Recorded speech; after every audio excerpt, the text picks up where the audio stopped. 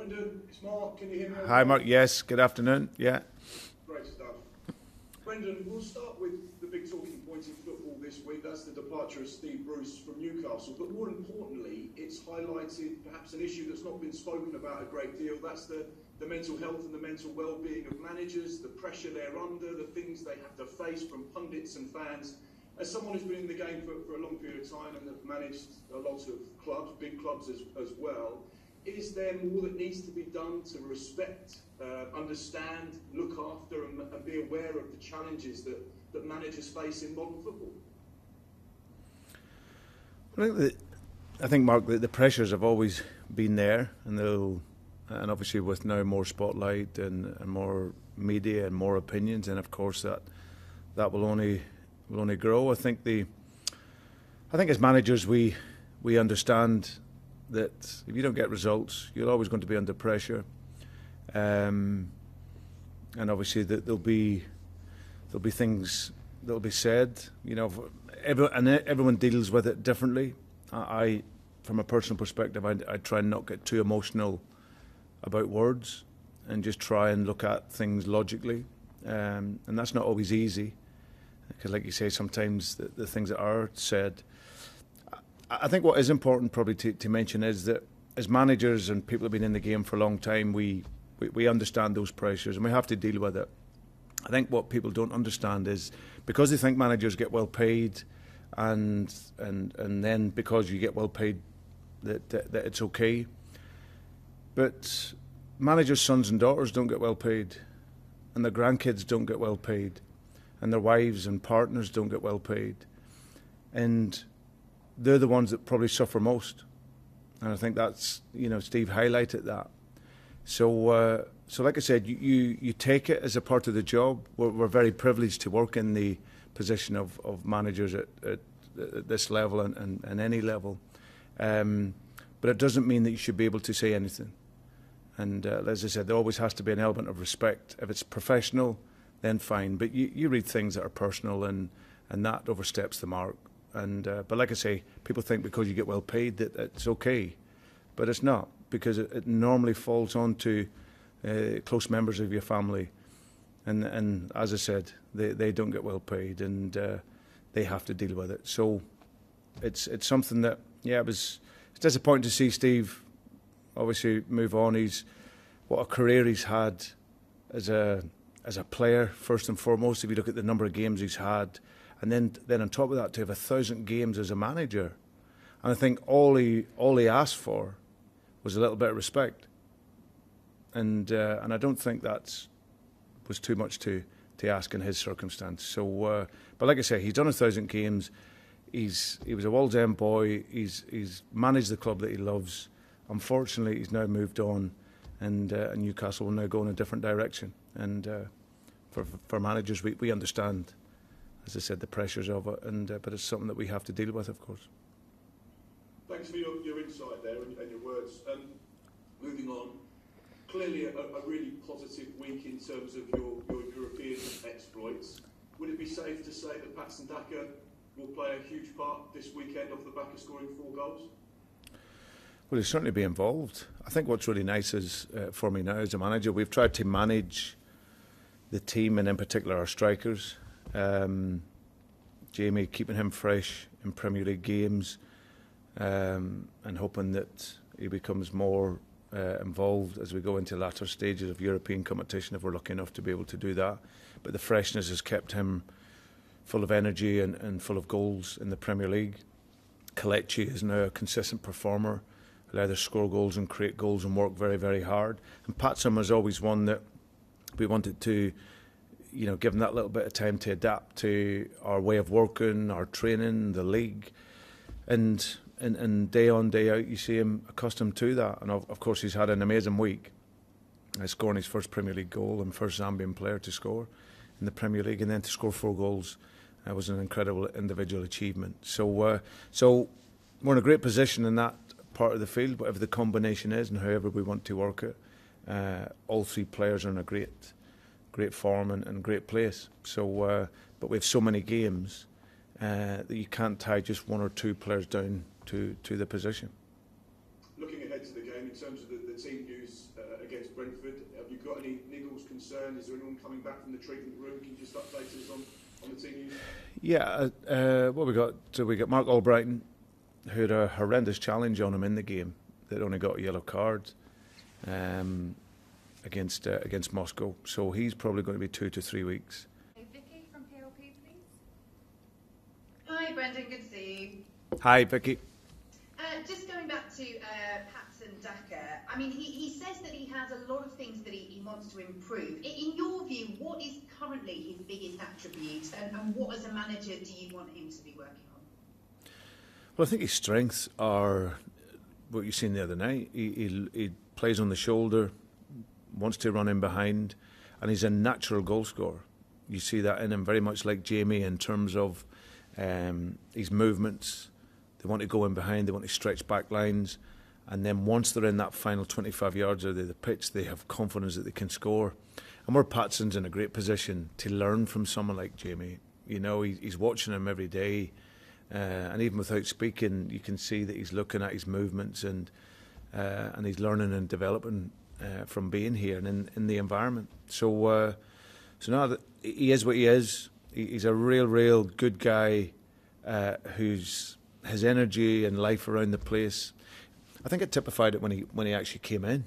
When he actually came into Vicky and he had to do his quarantine, and he was going to be stuck indoors for 10 odd days. We had obviously the club were great in terms of asking him what he wanted in terms of tellies and all these PlayStations, whatever else in his room. He didn't want anything. He just said he would just some books, and that was him.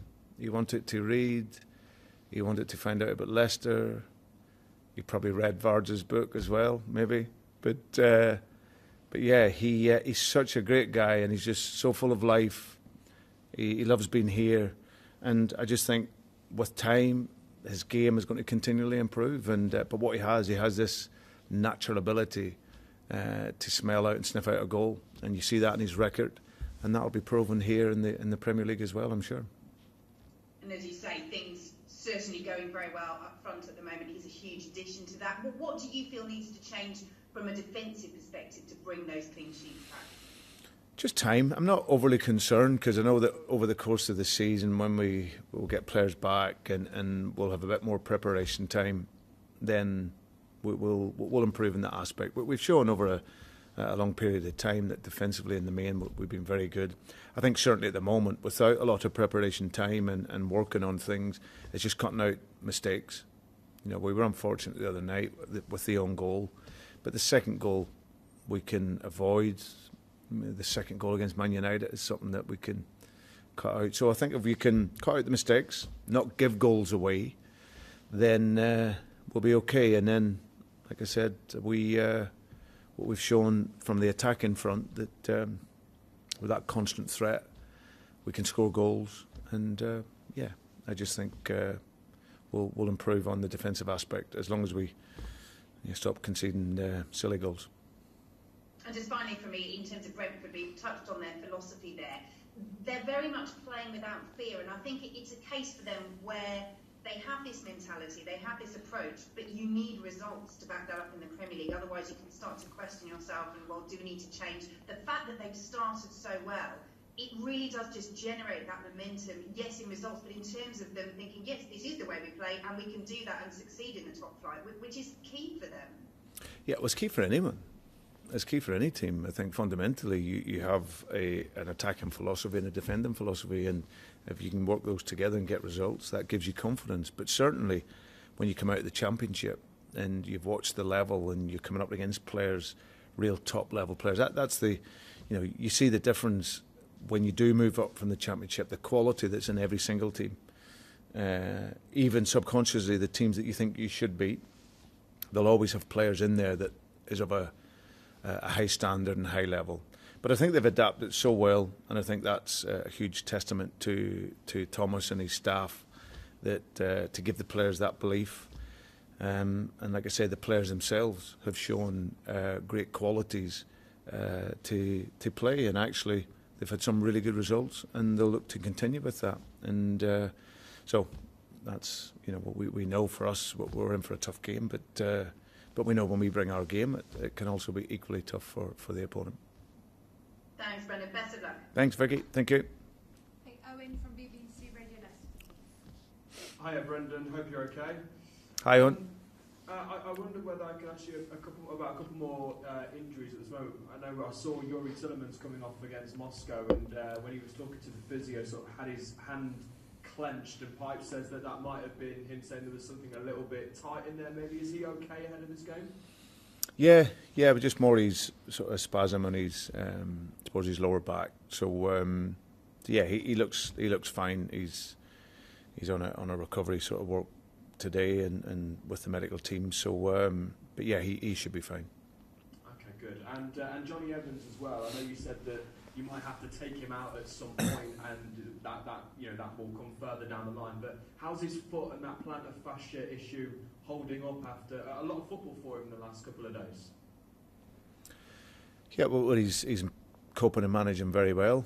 I think he was excellent the other night, and we got him off when we felt we could. He just a little bit of soreness towards the end of the game, but actually not on his foot. Again with his lower back, but he felt it a little bit in the Manchester United game.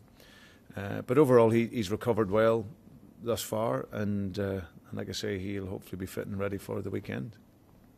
On Patson Daka, clearly such an incredible performance, 4 goals, 4 great goals as well. I wonder how important it is to manage expectations around him and his own expectations as well after that performance. Because I remember you saying at the start of the season that his sort of development was almost secondary to him settling in at the club during this season at the very least.